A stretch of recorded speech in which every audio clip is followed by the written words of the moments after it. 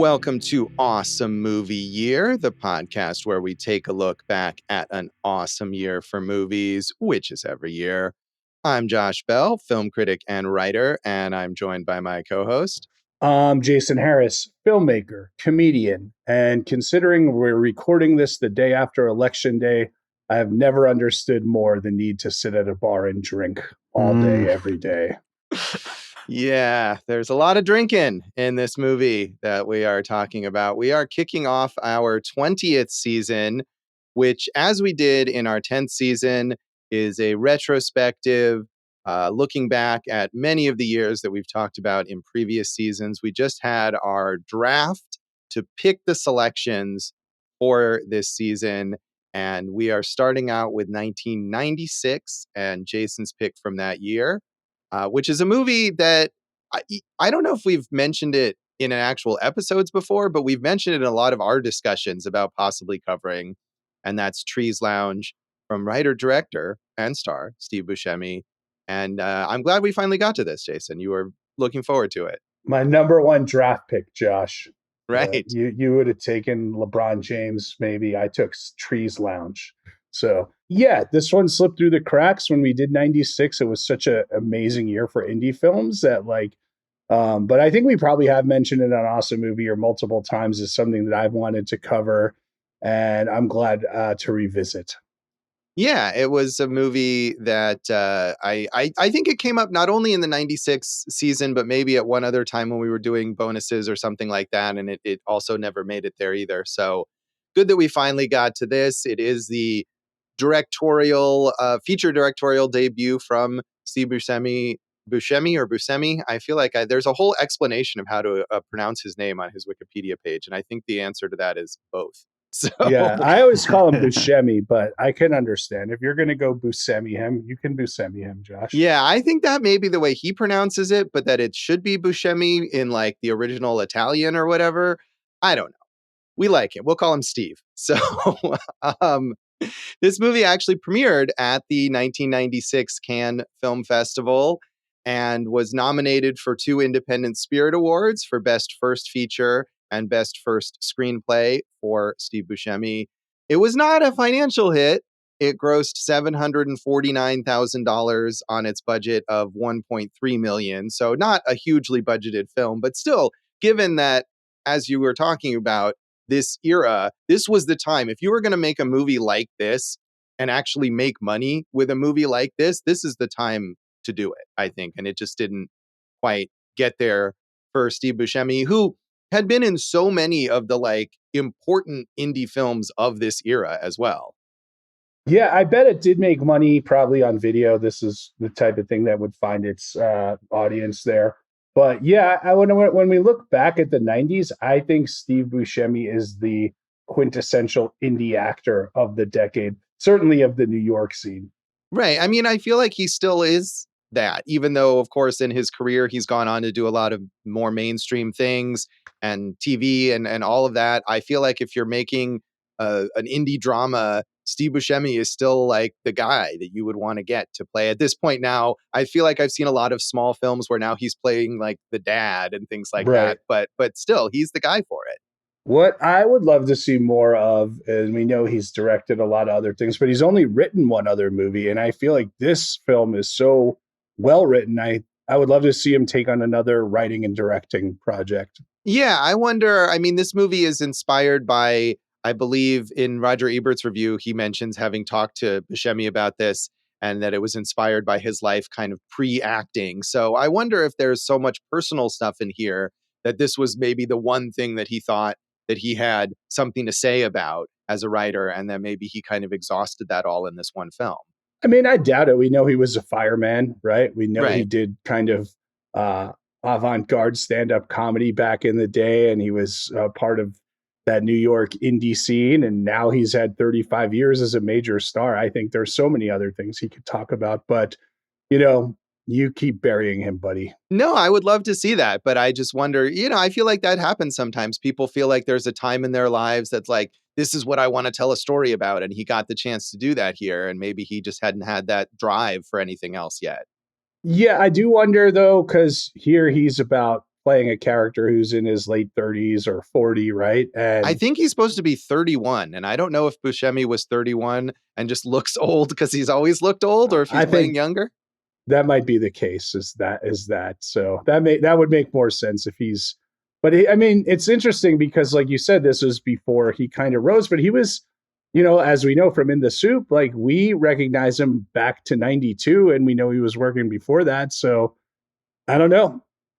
Yeah, I mean, he definitely was well known. All the reviews mention he had just been in Fargo, which came out the same year, and that was obviously a huge deal. I mean, he'd been in Reservoir Dogs. Those are two of the major indie films of this period. So I think he was maybe, if not as well known as he is now, certainly he was a known quantity. I mean, certainly I would think that he had leveraged his success as an actor in those films to get this movie made as a writer and director. Right. I would agree with that. I mean, I also think Living in Oblivion, which is one of the quintessential New York indies of the 90s, I think that was 95. So that was already there. But like we said, I mean, he is the New York indie actor of the 90s. Yes. And looks like he was 39 when this came out. So maybe he's playing a little younger, but, he's always looked like he's in his mid 50s, I feel like. He's ageless in that he's always looked the same. Right. Mm-hmm. Exactly. Now he looks older. This movie was generally well reviewed, although interestingly, Siskel and Ebert were split on it. It got a thumbs down from Siskel, who felt like it was too familiar and didn't tell him anything new, and an enthusiastic thumbs up from Ebert. And it's interesting to me because Ebert himself is well known as a recovering alcoholic and felt like he saw a lot of authenticity in this film. And I feel like he would probably know that. So in his written review, Ebert said, "If anybody ever wrote a field guide to alcoholics with descriptions of their appearance, sexual behavior, and habitats, there would be a full color portrait on the cover of Tommy, the hero of Trees Lounge. Steve Buscemi, who plays Tommy and also wrote and directed the film, knows about alcoholism from the inside out and backward, and his movie is the most accurate portrait of the daily saloon drinker I have ever seen. It is almost a little noble, the way Tommy endures what the disease of alcoholism is putting him through. He keeps planning, dreaming, hoping. And always there is Trees Lounge, where the living dead sit at the bar, waiting for him to return with news of the world." I took that same quote. It's the most accurate portrayal of a barfly that he had ever seen. In 1985, there was a film it was a short film directed by Barry Ellsworth, starring Steve Buscemi, called Tommy's, but I can't figure out if that has anything to do with this or if that is just a random different thing. No, I don't know. Is it about like people in a bar, or is it you can't? I don't have any. You don't know info on that. Yeah. I don't know, but again, I mean, the 1985 I think is right at the beginning of when Buscemi stopped working as a firefighter and started his acting career. So maybe it's not impossible to imagine that he would have had something inspired by that point in his life, even back then, because it was very fresh. So I could imagine that. But you can tell that I think the authenticity here comes across. You can imagine it's not surprising that this is inspired by things that Buscemi lived through, not only the portrayal of alcoholism in the bar, but just all the kinds of people living in this kind of dead end Long Island town and the places they go and the relationships and all of that. It feels very real to me. That's what I love about it. The performances, the characterizations. That's kind of what drew me to it, I think, in the writing. The film Tommy's, Josh, in 1985, a state employee tasked with photographing road conditions tracks a mysterious man who leaves suspiciously large garbage bags along a snowy country road. So it's exactly the same. Yeah, so nothing to do with that. I mean, I'm sure there's plenty of characters named Tommy. Maybe that was inspired by it. Well, no, but look, we're talking about this time period, right? Where a lot of shorts would be proof of concepts, go to Sundance, and then get made as features, right? So I was just wondering if that was part of it, but it's not. Right.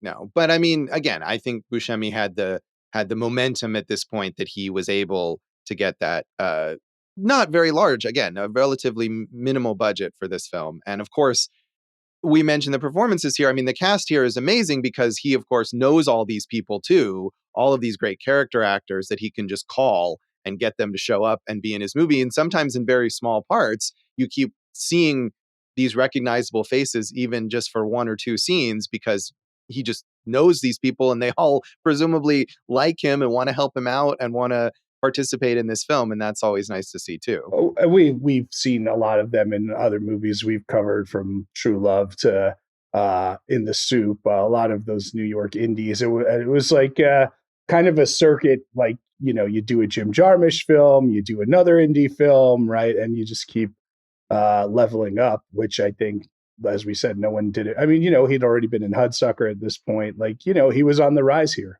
Yeah, he was.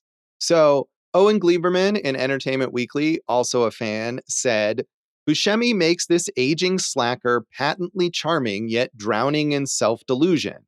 Tommy, though a loser, has a gift for turning everyone he encounters into an instant life preserver. He bobs and weaves through a mangy community of boozers, misfits, and Long Island lifers. As a filmmaker, Buscemi blends the spontaneity John Cassavetes always tried for and rarely achieved with the communal ebullience of Robert Altman.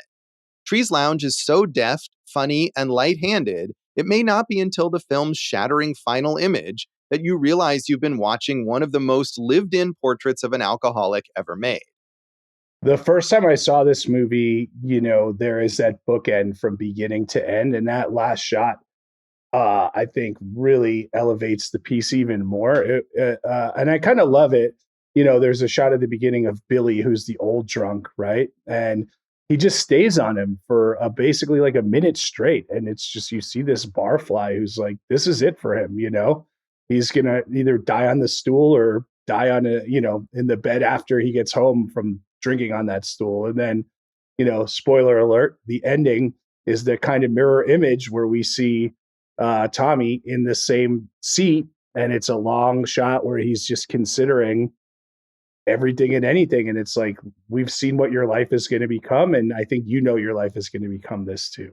Right. And we've spent the whole movie with Tommy kind of making these little attempts to not be that, right? But I think at the end you realize either he's stuck or he's not willing enough to make the right changes in his life to avoid that fate, or maybe that's kind of what he wants. That's the place for him and he's resigned to it. But yeah, it certainly is that mirror image, and it's a stark ending where at other moments in the movie you think, oh, maybe Tommy's going to get his life together, or this thing or that thing is going to turn him around, and it never really does. He gets credit for trying, right? He tries to find jobs. It's a tough time. Can't find a job. I mean, is it a tough time, or is it that Tommy is crappy? I feel like, right?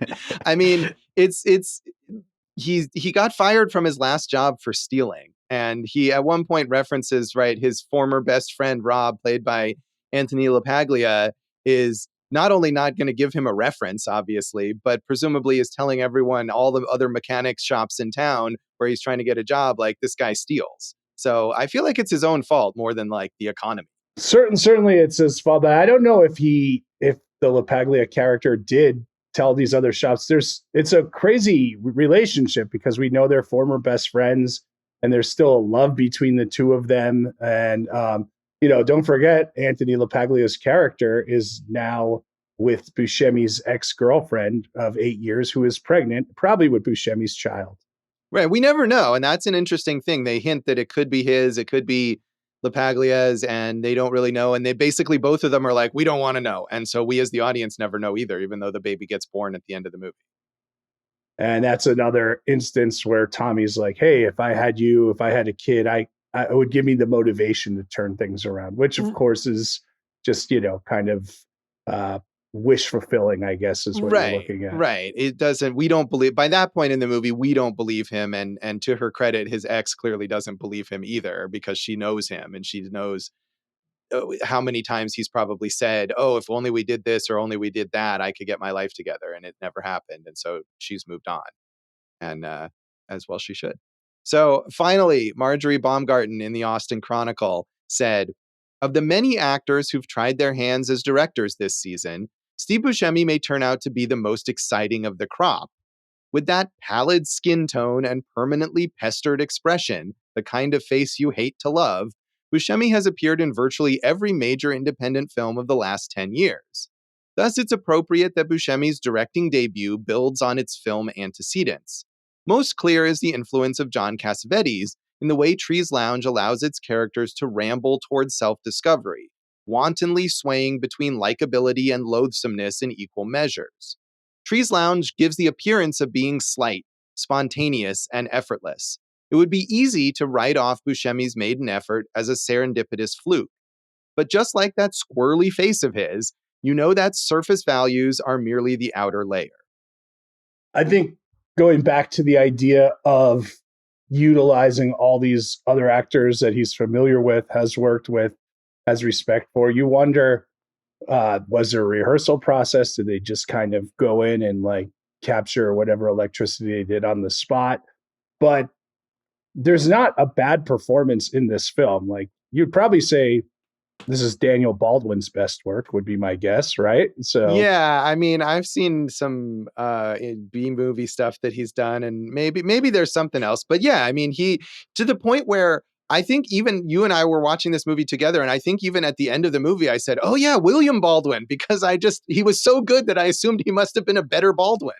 I was looking him up and I was like, what else did he do around this time period? Because he was doing such good work. And I think he got derailed with drugs, you know. Yeah, no, that's true. But it was a powerful, accurate Italian macho suburban dad, I think. Right. Yeah. All the performances are really good. And again, even in those small parts throughout the movie, it's like, oh, look, there's Samuel L. Jackson. Look, there's Debbie Mazar. Look, there's Brooke Smith. Like all these people. And they just kind of show up and do a little bit and then they're gone. But they all clearly are putting in their best efforts here for Steve Buscemi because they want to work with him. And you know, going back to, look, it's his directorial debut. Obviously, they want to help him. But I think it starts with the writing. This is a really well-formed script where characters have arcs and ebbs and flows and the story keeps pushing. Like, who wouldn't want to be in this movie? Right. Yeah. So you love this, but I do. You saw this for the first time relatively recently, right? It must have been 5 or 10 years ago. This was one that had always slipped through the cracks. I don't remember. What I do remember was when Joseph Gordon-Levitt was talking about Don John. Was that his movie that he directed? Yeah. Mm-hmm. And he was talking about all like, oh, I used to go to the cinema every Friday and we would just watch Swingers on a loop and Trees Lounge on a loop. And I remember the commercials from Trees Lounge. And obviously I worked at Blockbuster. I just like, at some point I was like, man, I just got to get to this, not really knowing anything other than it was like an indie bar piece. And it kind of blew me away the first time I saw it. I think this was probably my third watch of it. And I would be happy to watch it again, you know, and probably will watch it again at some point. Yeah, I saw it. I did rent from Blockbuster probably every one of these movies that I might have read about in Entertainment Weekly or something as like, oh, this is the next indie thing. And so I watched this probably in 1996 or maybe 1997, whenever it would have been out on home video. And I remember liking it, but I don't think it made much of an impression on me. So I was glad to revisit it because you have talked about it so much. And I quite enjoyed it this time. I think I'd not as much as you did, but it's a really effective film. And sometimes those movies, there are aspects from that era that have not aged well. And I feel like this, almost all of it, even the kind of questionable storyline between Buscemi and Chloë Sevigny's character, who's underage, the way they handle that, it all has aged pretty well and it holds up. So was glad to watch it for the first time in, almost 30 years. Right. That's a hard storyline to pull off, but I think they treated it with like care and craft and tried to do something honest with it. Right. And there's consequences to the actions of the characters so that you don't think they're getting away with something. Dave, had you seen this before? I had not, and I had not even heard of it until Jason started bringing it up. And I don't know how I missed it because, I mean, obviously, who didn't love Steve Buscemi back then? So to hear that he had this directorial debut and that it's such a great little movie, I really enjoyed it. Yeah, it is. I mean, I don't know if more people are discovering it, maybe because of things like Joseph Gordon-Levitt talking about it, but I feel like it's still sort of under the radar. So now that it's on Awesome Movie Year, though, people will really pay attention. Josh, you kind of mentioned how he's kind of settled into like, I'm the dad or I'm the grandpa now. Right. And I just think like, we see so much energy from him in different ways in the 90s. And there's like a real kinetic bebopping, kind of from one place to the other with him in this. And I know he's older, but I think, the last big thing he sunk his teeth into was probably like Boardwalk Empire, right? I think it would be nice to see him play an older character with kind of more layers and kind of more conflicts than what we've seen of him lately. Yeah, I mean, I think even if you're someone as famous as he is, it probably comes down to a lot of what are you offered and are they giving a guy like this a lead role or whatever.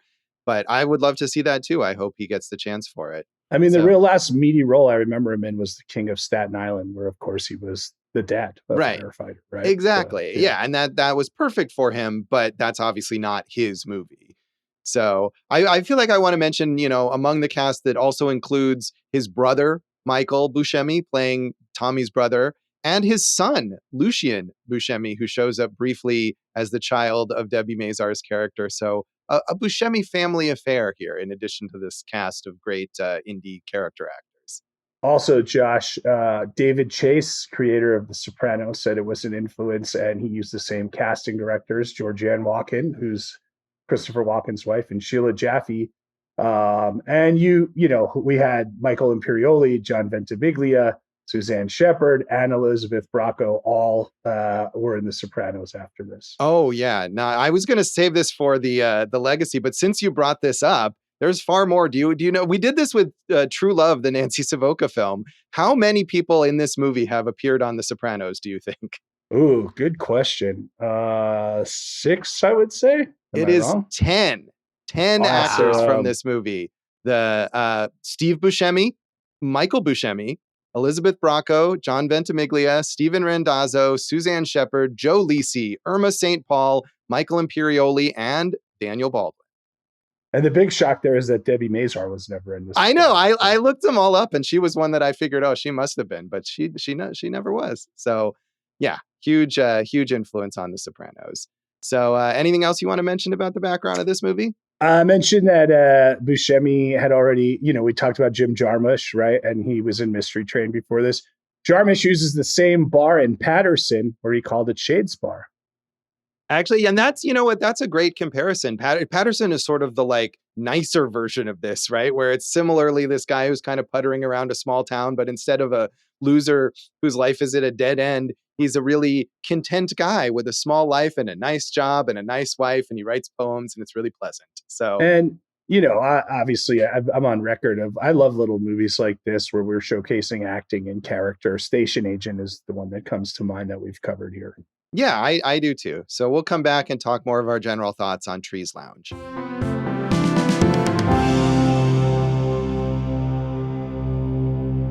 Welcome back to Awesome Movie Year. In this premiere episode of our retrospective season, we are looking at 1996 and Jason's pick, Trees Lounge. And I feel like you've said a lot already, Jason, but why do you love this movie so much? It's a neighborhood that right away you get a feel for. I love neighborhood movies. You mentioned True Love. That feels like a really lived in and real neighborhood.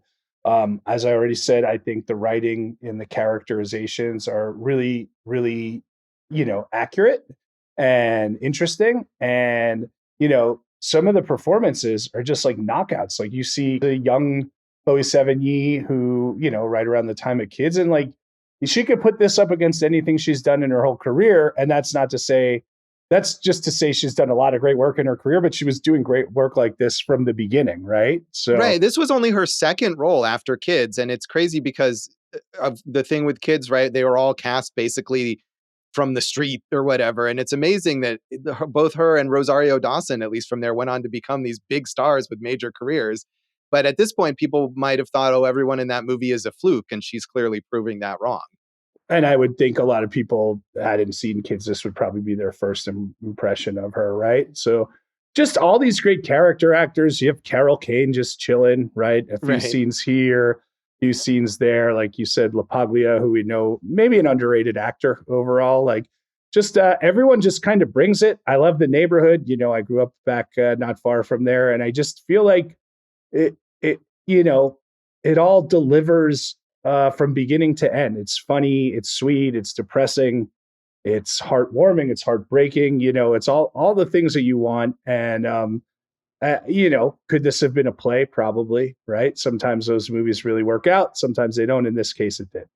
Yeah, I mean, maybe it could have been a play, but I feel like it's dynamic. It doesn't feel like it's stage bound. It's not like it takes place only in the bar and the characters never leave the bar. I mean, there's a lot of motion. There's the whole bit that Tommy eventually kind of inherits this ice cream truck, right? His uncle, played by Seymour Cassell from In the Soup, um, dies, and he ends up as the new ice cream man, which he is not as beloved by the children as his uncle was. But I mean, there's a lot of action here. There's a lot of stuff here that I think you'd have to adjust in a major way if this was a play. So it didn't feel like uncinematic to me.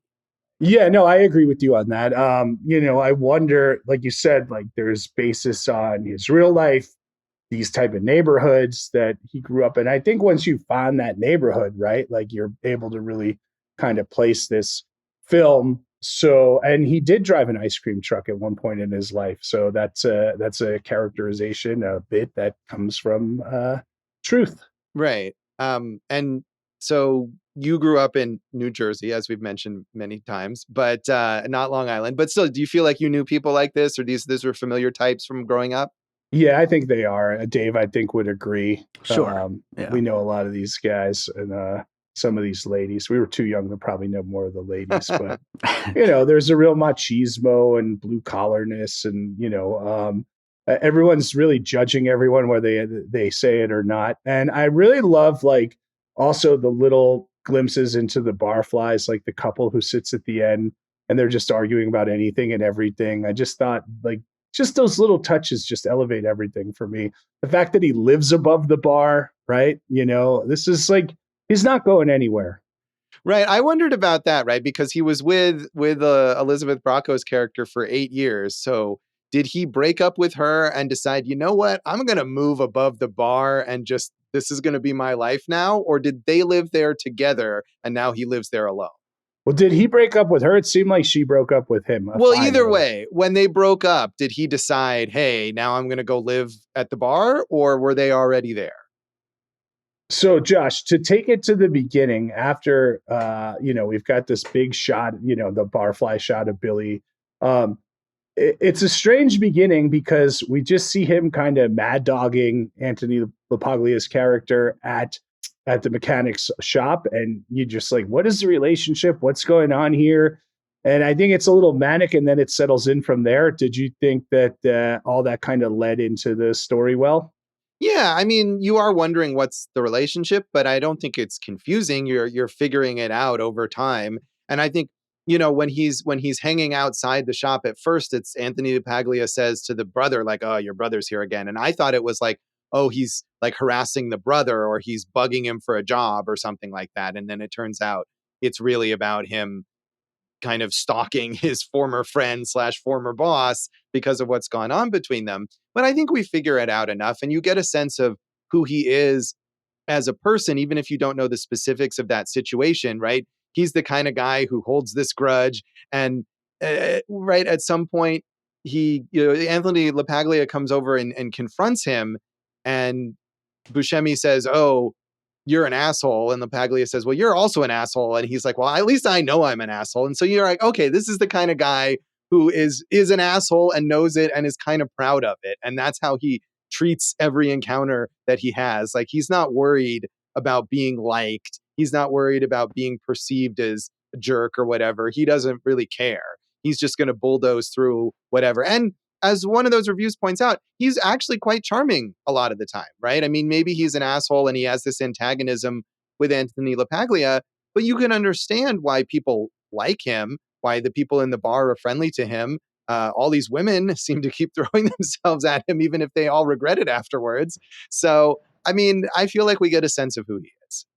I think so. He's definitely charming, and he's at his most charming when he has a couple of drinks in him, Josh. Right, but only a couple, because of course the other thing we see at the beginning, the introduction of him is he's passed out on in a booth in Tree's Lounge, and Carol Kane is waking him up and trying to get him to leave because the bar is closing, and she turns on the lights. So he's not really charming in that moment per se, although he does convince her to give him one last drink, even though last call has already happened. So, but presumably she knows him, she sees him every day. She's like, okay, whatever. But that's definitely a less charming moment at the beginning. They are. It's Trees Lounge is filled with regulars. Right. You don't see a lot of people just kind of wandering in there for a drink or whatever for one time. Let's check it out. I mean, there is a point, right? I think at least one night where the bar seems to be crowded and there's more people in there. And I think that's maybe when he meets Debbie Mazar's character. But, or the night when Chloë Sevigny is in there with her friend and their fake IDs or whatever. But for the most part, yeah, this is a bar where just the people who live in that neighborhood show up every day. And that seems to be their core business. I really like Debbie Mazar in this movie. It made me think, like, man, there was more, whatever. We know she does a lot of cooking shows now, but she's got more talent than I think she was allowed to show a lot of the time. Yeah, I mean, I watched her on Younger, which she was on for 6 seasons or however long that show went. And she wasn't the main character, but she got a lot to do there. I appreciated her in that show. And she had, various character arcs and stuff like that. But yeah, she's known more, I feel like, for being sort of a personality than being an actor. And she always brings that personality to her roles. But yeah, she's good here. And you get the sense of her as kind of we don't know her whole life, but she's kind of a tragic figure too, right? He's trying to pick her up and he fails in part because she gets so drunk that she can't even stand. And her friend is like, no, I'm going to take her home. And then he sees her later at the ice cream truck and you realize she's got this son and she's pretending she doesn't even know him because she's probably ashamed of how she was behaving. So she's got her own whole set of problems. Is she pretending or does she just not remember because she got so drunk that day? I mean, I feel like she was pretending because eventually she was so drunk. But when he first starts talking to her, she's not that drunk. I feel like she would have remembered the beginning of the night, at least, talking to him, but maybe not. That was kind of how I read it, but maybe that's not what we're meant to think.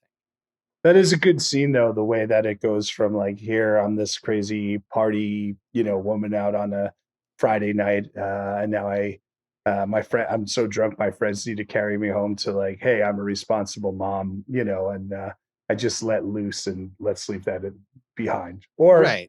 Let's leave it behind for now and we'll do the same thing next weekend.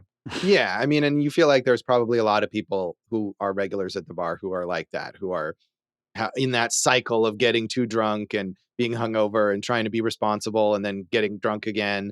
I mean, I feel like we should talk about Mark Boone Jr.'s character, who is almost like the second main character here, another regular at the bar. And he has his own whole arc where his wife is going to leave him and she does leave him briefly and takes their kid and then comes back. And he, aside from the old guy, Billy, seems like the one beyond Tommy who is always there at the bar.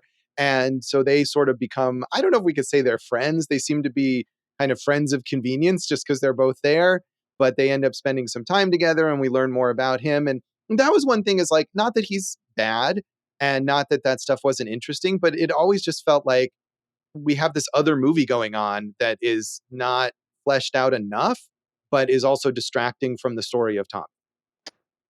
This is the 8th. I think they've worked together 8 times. Mark Boone Jr., who we mentioned in our Memento episode, and Buscemi. I mean, that is a character who, like you said, is like trying to be responsible during the days, but like really just burns the candle too brightly at night, I'd say.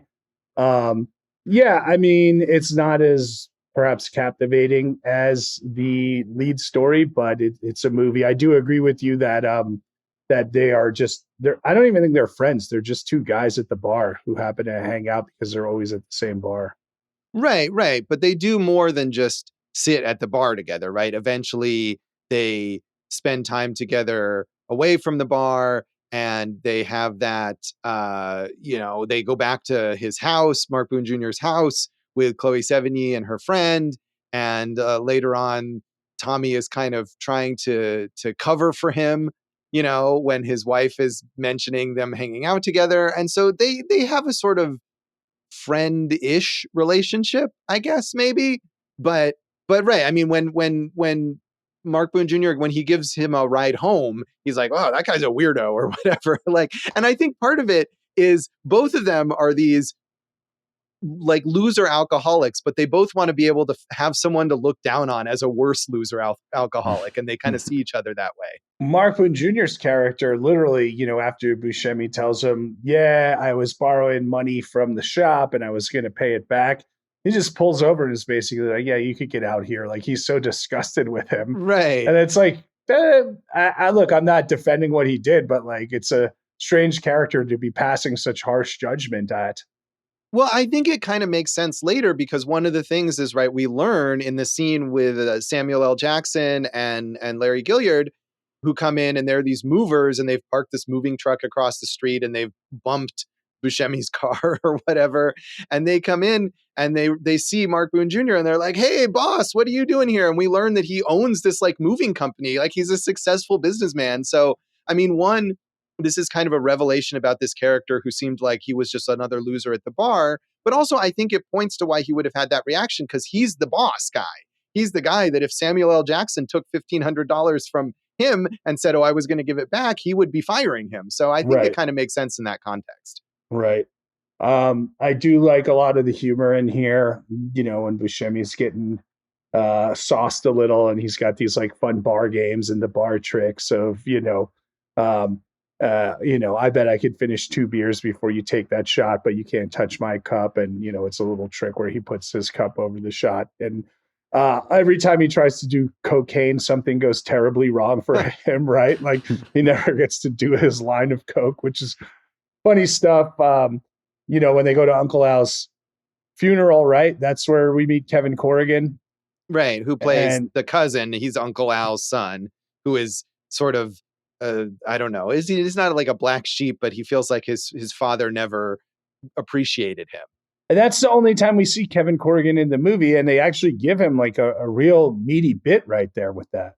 Right. I mean, I think that goes to what we've been saying again and again, is that like all these actors who are really good actors, they take these small parts and they make the most of them, but also Buscemi is giving them something. He's like, "Hey, here's a little speech that you can give that really has insight and shows that you have a complex character, even though you're only in this one scene and we're never going to see you again." And then they all do a great job with it. But I mean, I think there are a lot of details there, right? The fact that Tommy is the one who inherits the ice cream truck and not the actual son of the guy, right? Well, that's not exactly what happened. Remember, he's talking to the son and the daughter, and then they're like, "Yeah, if you got nothing to do, you should take out the ice cream truck." Right, but they don't say that to Kevin Corrigan, who clearly wants to kind of feel like he's done something that made his father proud or whatever. So I feel like there's all sorts of family dynamics in here that are not specifically mentioned, but we can kind of infer.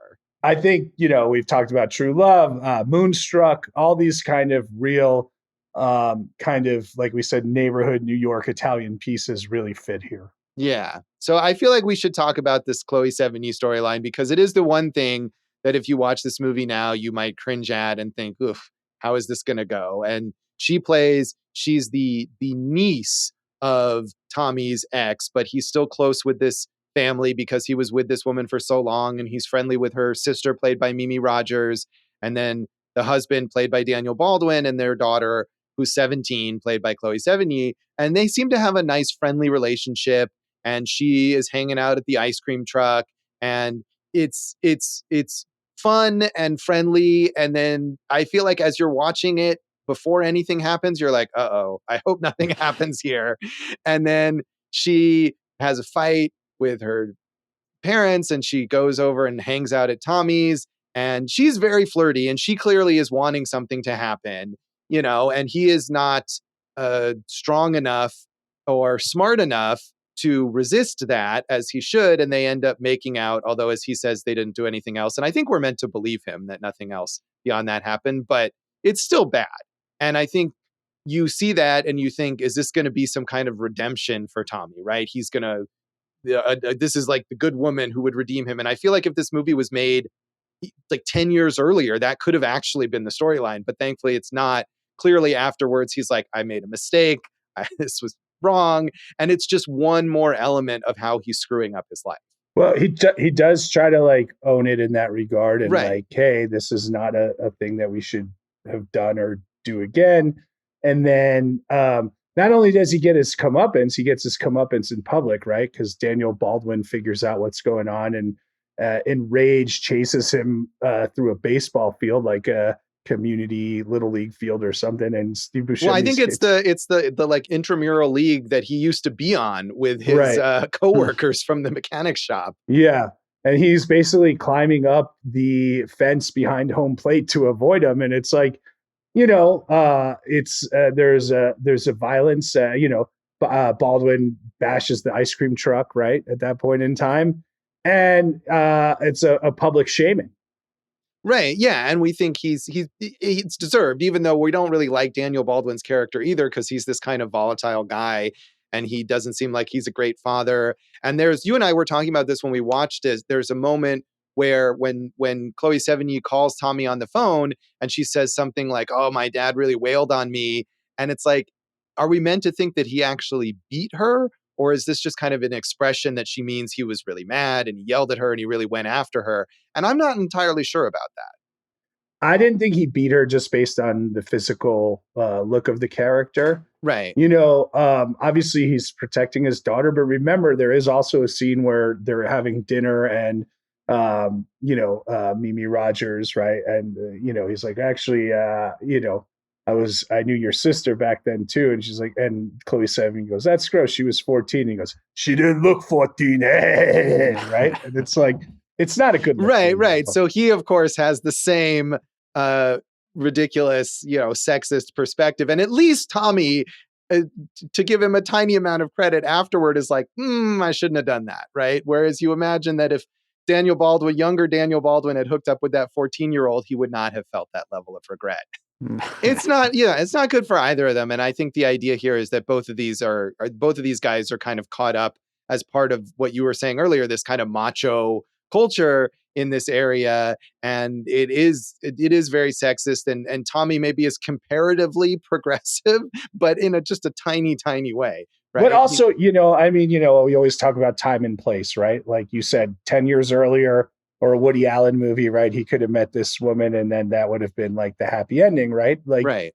I think, even as a 40-year-old, he could have quote unquote dated this woman and people would have been like, that's not cool, but she's old enough to make her own choices type thing. And like, they might have just gone with it in the neighborhood at that point in time, Right. No, that is true. I mean, and we get this, like, she is, whether, I don't know if she's meant to still be in high school or whatever, but we see that afterwards she's leaving town, right? She's got some friend of hers and he's going to drive her into the city and she's going to live with her aunt. And so obviously she is able to do this. And we don't see what the parents' reaction is to that. They're not around at that moment, but she's able to go off and do things on her own in that way. And you're right. I think maybe other than the dad being pissed, right, that this is something that probably has happened among these people and will happen again. And so it would have been eventually just been like accepted as one more thing.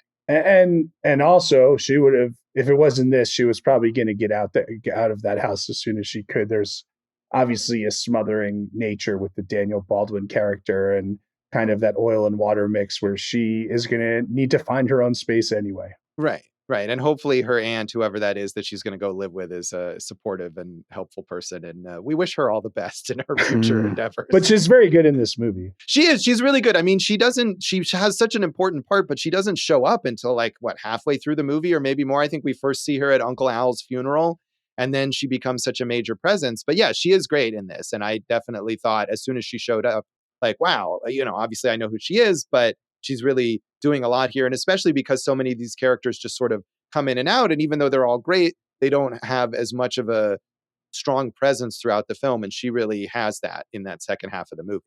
Agreed. So, Dave, do you have any thoughts on this? I mean, I would shout out the soundtrack, which, has a lot of great music in there. I mean, of course, it's set in a bar, so, why wouldn't it? I also wrote down one line I just wanted to mention when he's driving around with his brother. Tommy's with his brother, and he says to his brother, like, "What do you do?" And his brother's like, "What do I do? What do you do? What are you, a mechanic?" And just the look on Steve Buscemi's face, like he's like, "Maybe I'm not. Maybe I don't know what the hell I am." Like I just like that moment. Right. And of course, the brother is a mechanic, right? He works at this place where Tommy was fired from.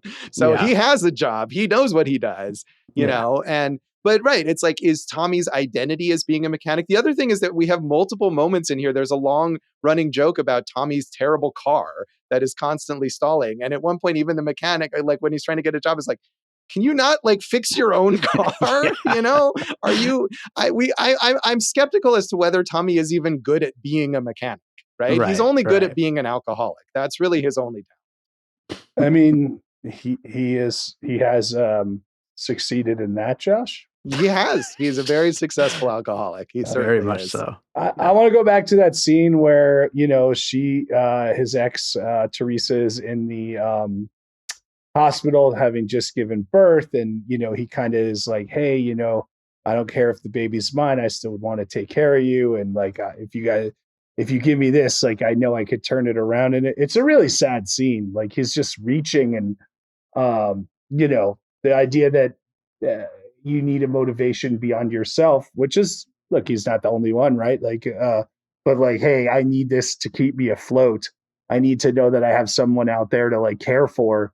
It's sad. And you kind of feel like, he says like, I didn't treat you well and this and that. And like, it seems like he's at least learned like, hey, I blew it with this woman. And he's just kind of all these other, the Debbie Mazars and, the Chloë Sevigny and all the Carol Kanes, like he's just reaching at this point for some type of comfort or human connection. And it, blows up in his face over and over again. Right. And you get the sense, I think, in that scene that like, it's not true, that if she took him back, maybe for a very short time, he'd be on track and he'd try to be a responsible father and partner, but it wouldn't last. And he'd be like Mark Boone Jr., who has the wife and the kid and is still sitting in the bar all day, every day, drinking and avoiding his responsibilities. And that's where Tommy would end up too. Do you think the Mark Boone Jr. character turns it around a little at the end? He does get his wife to move back in, and it seems like he realizes like, hey, this is something I don't want to lose. And he kind of gets it together. I feel like he gets his wife to move back in just because she doesn't have any other options. She doesn't seem very happy about it.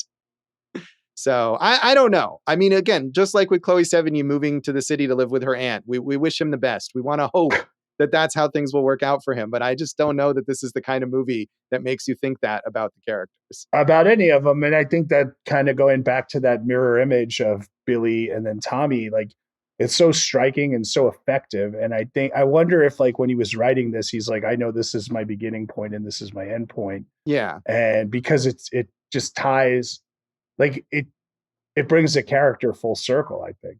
Right, it does. So I want to also shout out, Dave was mentioning the soundtrack, and I love that this movie has a theme song, that there's a Trees Lounge, the song that plays during the closing credits from Hayden, the forgotten alt-rock era musician. And I think both of us, again, as we were watching this, I was like, as soon as he started saying whatever he says about I'm hanging at Trees Lounge, I was like, oh, theme song. And I love that. More movies should have that. I really thought it was, like I told you, Jay Mascis at the time, from Dinosaur Jr. It's got that really kind of lo-fi feel and everything like that. Yeah. Dave wrote a song like that for, was it Bus Party to Hell or Party Bus to Hell, right? Yeah. An equally good movie. I also did Last Day of School. Yeah. So I love that. Should we rate this out of 5 ice cream bars? I was going to say, what does he say at one point in time? The kid comes up and he asks for like a strawberry shortcake or something. And he's like, yeah, we don't got that. Just give him a fudge bar. Exactly. He doesn't even, and I feel like during that scene, I get the impression that they probably do have it, whatever the kid asks for. And Tommy just doesn't want to look for it. And he's just like, fudge bars. He doesn't even have to look because he's got Chloë Sevigny in the ice cream truck. Right. But he still is just so surly about it. So well, you could do out of 5 fudge bars. Sure. I gave it 4.5 fudge bars. I love the movie and happy to watch it again and again. I feel like that's one of the highest ratings you've given any movie on here over all of our episodes. I mean, it was my number 1 draft pick for a reason. I really think it's like a real character study and exercise in like excellence in acting and work, and like it's a fully realized neighborhood movie. And like, these are the type of movies that I still would like to make at some point in time. Yeah. No, I mean, I agree with you. I think it has some flaws, but I liked it a lot. I give it 3.5 fudge bars, but that's a good rating from me. So Dave, how would you rate this? I did this a lot last season, but I'm changing my Letterboxd review. I bumped it up a little bit. I'm going to 4 fudge bars. All right. So we got that nice meaty 4. Yeah, so many fudge bars. Josh. We're all unhealthy here. Yeah, we're like the guy at the end of the bar. Yes. We'll come back and talk about the legacy of Trees Lounge.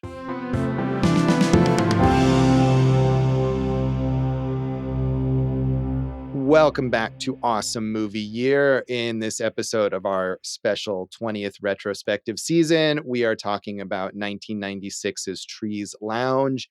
And it's interesting reading some of these reviews that talk about how promising this is as a directorial debut for Steve Buscemi, because as a director, he's had this kind of sporadic career. Jason, as you said, he only wrote one other film that he directed, and he's made such a different range of films as a director. I have seen Interview, which I think is the one that he wrote or co-wrote with Sienna Miller, that is definitely a movie that could be a play where it's basically just the two of them, and he's a journalist and she's an actress, and they have this kind of back and forth over the course of the movie in her apartment. And I also saw Lonesome Jim, which is another kind of like small town loser movie, although he didn't write it. It was written by Jim Strauss, who went on to direct a lot of his own similar kinds of indie films, and I think was inspired by Strauss's life. And that stars Casey Affleck. And then just fairly recently, he made a movie called The Listener, which I think also could have been a play with Tessa Thompson, where I believe she's the only person on screen, and she plays I think it's like a helpline, like a suicide helpline or something like that operator. And it's just about her dealing with the different callers. So a very wide range of different kinds of movies that he's made as a director.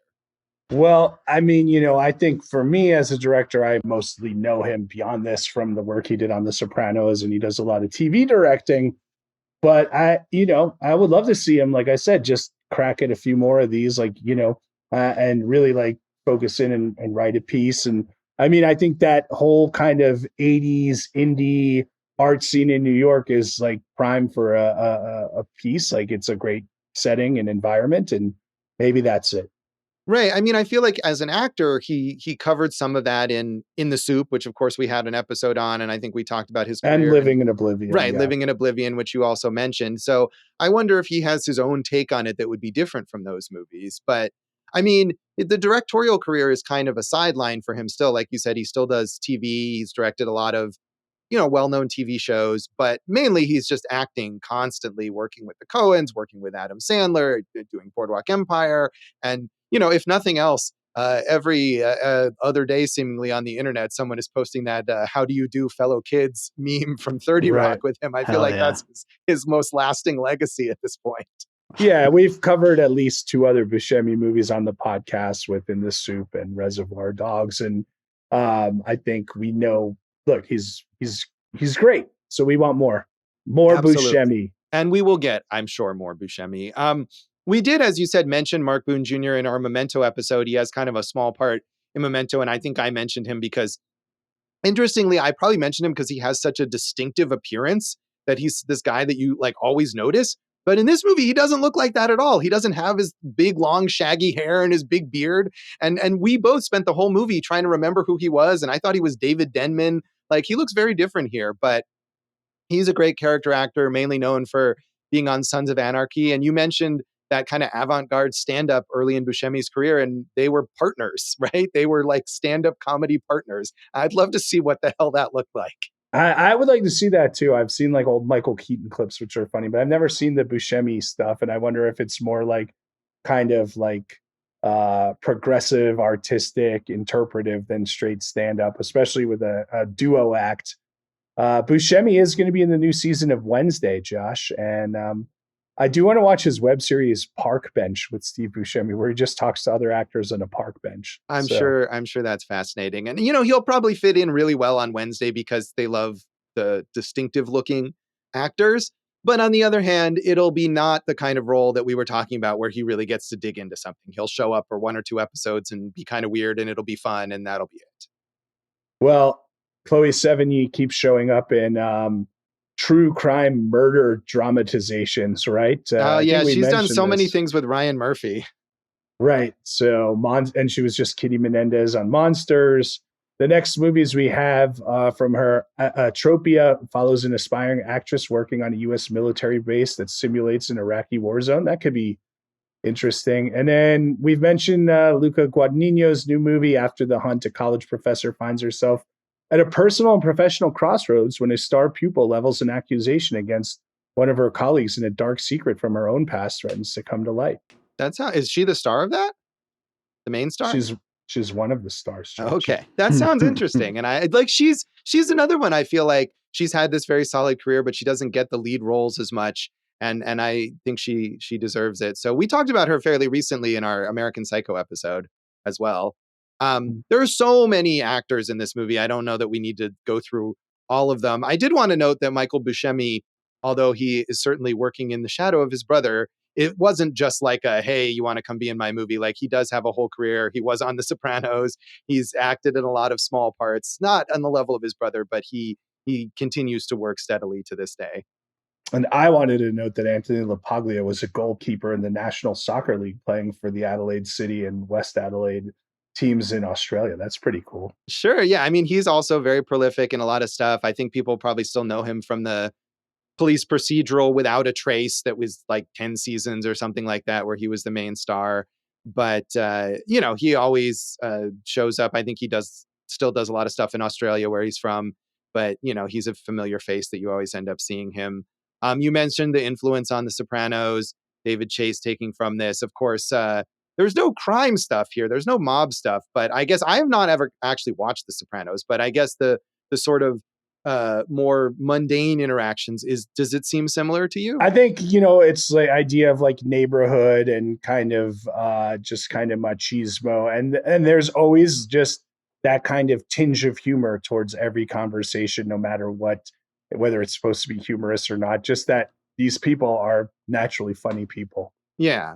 The last person I wanted to mention, just because I was amused by the theme song, is Hayden, who I had never heard of, but apparently he was in 1996 at the height of this kind of alt rock boom, was the subject of a record label bidding war to sign him to a major label, and received one of the most lucrative contracts of that era. That's so awesome. Yeah. And then he did the theme song for Trees Lounge, and he did not become a superstar.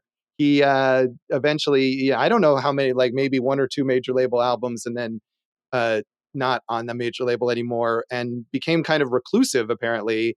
But he continues to release albums, and has one in 2023 or 2024. And in 2023, he did a duet with Feist on a song called On a Beach. The music video for that stars Steve Buscemi. Nice. Yeah, so they're still friends. I like that. I mean, I had more stuff to say, like Michael Imperioli and White Lotus, but I feel like you just wrapped it up. But I do want to say Rocket's Red Glare, who was in a lot of Jim Jarmusch movies and was one of these kind of like, avant-garde artist types in the New York indie scene, is also in this movie.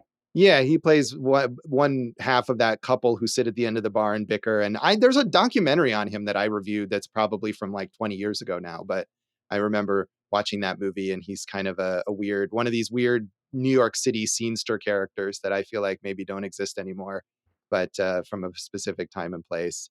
So anything else you want to say about the legacy of this film, Jason? Well, Josh, do you have any other, like I mentioned to you, there's a movie called Laws of Gravity from 1992. That's kind of one of these lost 90s neighborhood indies. That one's crime-based, but do you have any underrated indie movies from the 90s that we should look out for, Josh? I mean, I probably do, but I didn't prepare that for this, so I can't think of any off the top of my head, but I'll look into that, and maybe we'll mention it in a later episode. I mean, not exactly that, but I was just going to shout out Horace and Pete, Steve Buscemi's show with miniseries with Louis C.K. That, also set in a bar, and also, kind of would scratch that itch, I think. Yeah, I haven't watched that. And of course, the whole Louis C.K. aspect makes it problematic. But I remember reading a lot of positive things about that at the time. Yeah. And very depressing, though, isn't it? Yeah. It is. Oh, yeah. So, yeah. More so than Trees Lounge, it seems like. Sure. Yeah. So, well, no, I'll think about that, Jason. Nothing comes to mind right now. But I did, like I said earlier, rent so many of those movies from Blockbuster. I think you and I were talking about like The Search for One-Eyed Jimmy, which Steve Buscemi was also in. There you go. But I don't remember anything about that other than that I think I watched it. So I can't really recommend it, but it existed. So I'm sure I there's liked something it back in the day. Yeah, I'm sure there's something else from that era that I have a stronger opinion on, but it doesn't come to mind now. So that's Trees Lounge, and that is this episode of Awesome Movie Year. Have a drink with us online and on social media. Yeah, do that. Do those things. So we're talking about right there on social media, awesomemovieyear.com, Awesome Movie Year on Instagram and Facebook, Awesome Movie Pod on who the heck knows where this platform goes in the next 4 years. I'm at Jason Harris Comedy or Jay Harris Comedy on all the things. Eat This Comedy, next one, December 8th at Ada's Wine Bar, so you can have a drink while you watch us tell jokes. And check out the trivia party. You can find some old things from me at joshbellhateseverything.com. I'm at Josh Bell Hates Everything on Facebook, at Signal Bleed on Blue Sky and on Letterboxd. And if you are on Letterboxd and you watch this movie or any of the movies we talk about on the show, tag your review Awesome Movie Year. I've seen a few more of these recently, so thank you very much for people for doing this. We love hearing what you have to say about, and some from like way back in early seasons. So it's cool to see that. Keep doing it. And you can listen to our producer, David Rosen's awesome podcast, Piecing It Together. Check out Piecing It Together wherever you listen to podcasts. Follow us on social media at Piecing Pod. And since this is the beginning of a new season, I'll remind everybody that we do have a Patreon, the Produced by David Rosen Patreon, where I post bonus and advanced content from Piecing It Together, from Awesome Movie Year, and from my music career. So we just posted a new bonus episode of Awesome Movie Year on there, and you can check it out at patreon.com/bydavidrosen. Yeah, that's our episode on Easy Rider from our 1969 season. You can check out on there. Jason, what's in our next episode? Josh, I think it's your pick, wasn't it? It is. It was my number one draft pick, an equally compelling film from 1989 called Cannibal Women in the Avocado Jungle of Death. So tune in next time for that. And thanks for listening to Awesome Movie Year. Thank you for listening to Awesome Movie Year. Make sure to follow Awesome Movie Year on Facebook, at Awesome Movie Pod on Twitter, and at Awesome Movie Year on Instagram. And if you like the show, review us and rate us with 5 stars on Apple Podcasts.